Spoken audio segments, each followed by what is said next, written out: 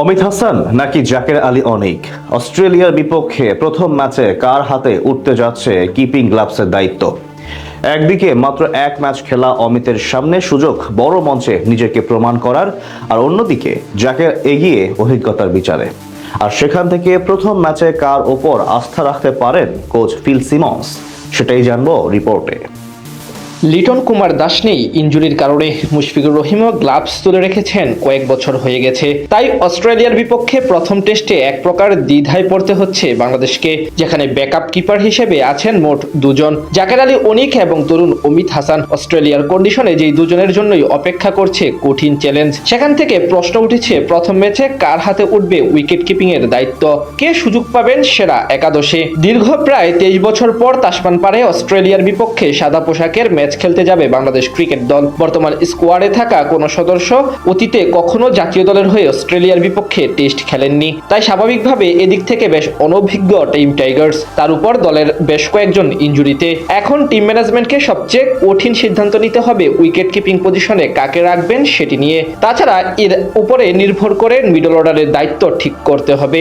সবশেষ অস্ট্রেলিয়ার বিপক্ষে তৃতীয় ওডিআই ম্যাচ খেলতে নেমে ব্যাট করার সময় ইনজুরিতে পড়েন লিটন কুমার দাস, যার কারণে জিম্বাবুয়ের বিপক্ষে পূর্ণাঙ্গ সিরিজের পাশাপাশি অস্ট্রেলিয়ার বিপক্ষে ডারউইনে প্রথম ম্যাচও মিস করেন তিনি। সেক্ষেত্রে বর্তমান স্কোয়াডে কিপার হিসেবে আছেন মোট দুজন, তারা হলেন তরুণ অমিত হাসান এবং জাকের আলী অনিক। সবশেষ জিম্বাবুয়ের বিপক্ষে একমাত্র টেস্টে অভিষেক হয়েছিল অমিতের ঘরোয়া লিগের পরিসংখ্যান অবশ্য বেশ ইতিবাচক। ফার্স্ট ক্লাস ক্রিকেটে 50 ম্যাচে প্রায় 3,500-এর অধিক রান আছে তার নামের পাশে, গড়ও প্রায় 50 ছুঁই। উইকেট কিপার হিসেবে ঘরোয়া লিগে বেশ সুনাম রয়েছে তার। এখন অব্দি 50 ম্যাচে উইকেটের পেছনে থেকে 62টি ক্যাচ ধরেছেন তিনি, 2বার করেছেন স্ট্যাম্পিং। তাছাড়া প্রতিভার বিবেচনায় অস্ট্রেলিয়ার বিপক্ষে অমিতের থাকার সম্ভাবনাই বেশি আপাতত।